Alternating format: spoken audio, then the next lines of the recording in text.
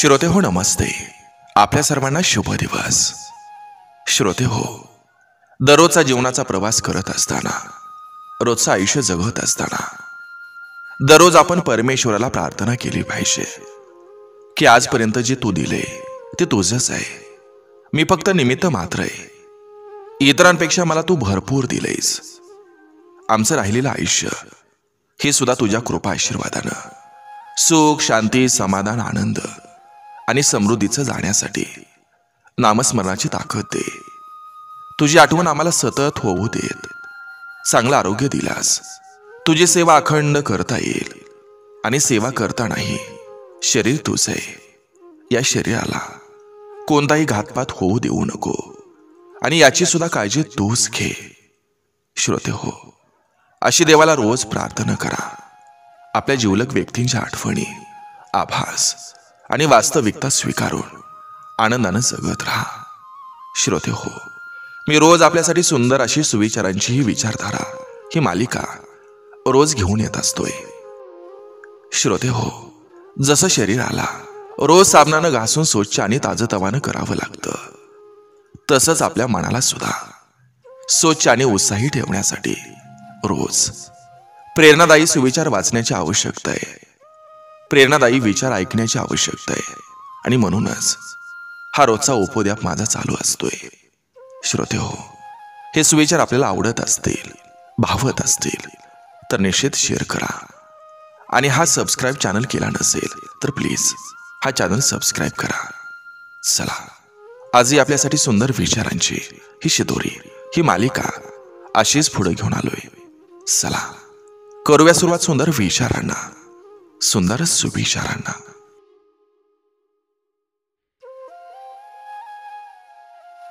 काही लोकांचा असा गोड गैरसमज असतो की उपदेश, सुविचार आणि सल्ला हा फक्त इतरांना देण्याकरता आणि इतरांनी आचरणात आणण्याकरताच असतो.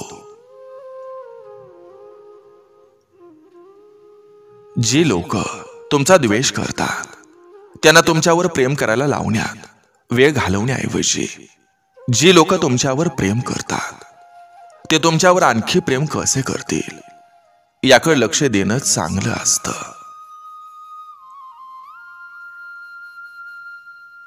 ज्यानं आयुष्यात काही साध्य केलं नाही त्यानं तुम्ही काय करायला हवंय हे तुम्हाला बिलकुल सांगू देऊ नका. तुमच्या आयुष्याचं नियंत्रण तुमच्या स्वतःच्याच हाती ठेवा. नाहीतर हे नियंत्रण दुसरं कुणीतरी घेईल असं करू नका. बदल कुणीही घडवून आणू शकतो. जे कराल ते मनापासून करा. मनापासून प्रयत्न केल्यास बदल घडत असतो. प्रत्येक जण जग बदलायचा विचार करतो, पण स्वतः बदलायचा विचार कुणीच करत नाही. जर तुम्हाला असं वाटतंय की तुम्ही सत्याच्या बाजूने उभं आहात तर मग अशा वेळेस तुमच्या विरोधात कोण उभं आहे याचा विचार लढताना करू नका.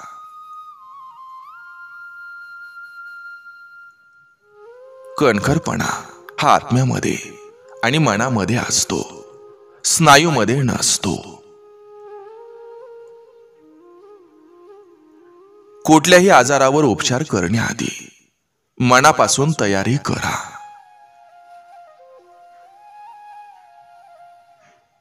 कुलपे फक्त प्रामाणिक माणसांनाच दूर ठेवतात.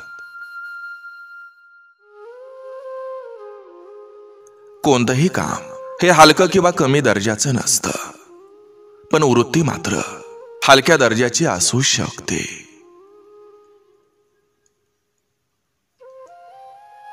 ज्या माणसाला स्वतःचं असं अंतस्थ आयुष्य नसतं तो आजूबाजूच्या परिस्थितीचा गुलाम असतो.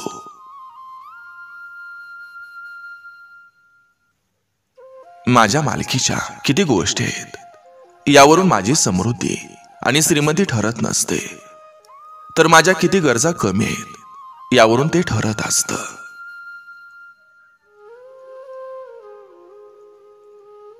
काही वेळेला आजूबाजूची परिस्थिती बदलण्यापेक्षा स्वतःला बदलण्याची गरज असते. आपल्या परिस्थितीमुळे नाही तर आपल्या मनोवृत्तीमुळे आपल्याला आनंद मिळत असतो.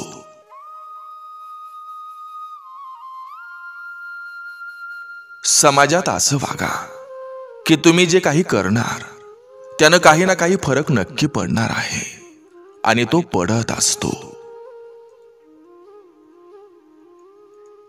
ज्याच्याकडं जगण्याचं सबळ कारण आहे असा माणूस कसंही करून आयुष्यातील कशाही आणि कोणत्याही गोष्टीतून हमखास तरुण जातो आणि सहन करतो.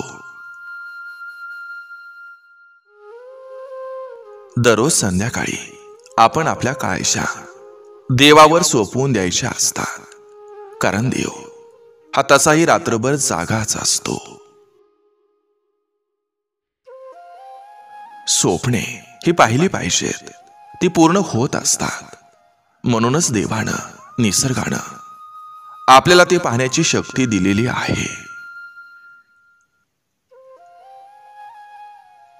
काही लोक यशाची फक्त स्वप्ने बघतात, इतर लोक जागे होऊन ती स्वप्न पूर्ण होण्यासाठी धडपडत राहतात. नेहमीच दुसरं कोणीतरी तुमचा बचाव करायला आणि तुमच्या समस्या सोडवायला येणार नाही.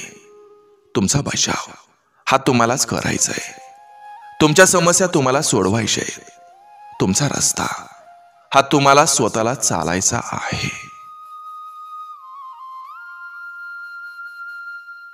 दुसऱ्याच्या पराभवाची वाट बघणाऱ्याला हे समजत नाही की तो दुसऱ्याच्या वेगावर लक्ष ठेवता ठेवता त्याचा स्वतःचा वेग आपोआपच कमी होत असतो.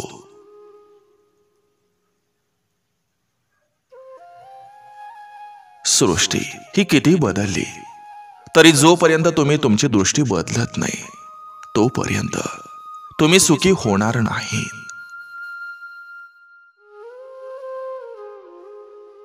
आपल्या मागच्या पिढीतील लोकांना ज्या गोष्टीबद्दल आपण नावं ठेवली, त्यांच्या ज्या गोष्टी आपल्याला आवडल्या नाहीत, त्याच नेमक्या जर आपण पुन्हा आपल्या पुढच्या पिढीसोबत करू लागलो तर आपल्यासारखं दांभिक, दुटप्पी, स्वार्थी आणि खोटारडे आपणच.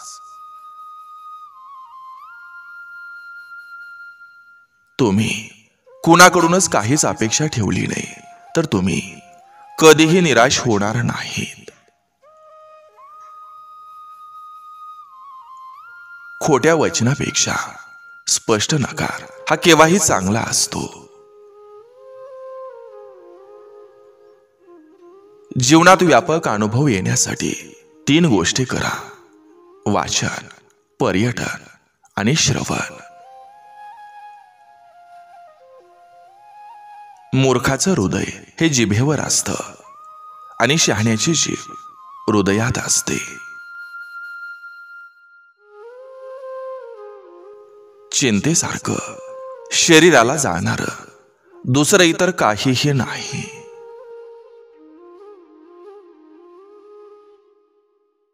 इतरांबद्दल तोंडावर स्पष्ट बोलणारा व्यक्ती इतरांनी त्याच्याबद्दल स्पष्ट बोलल्यावर दुखावायचं नसतं.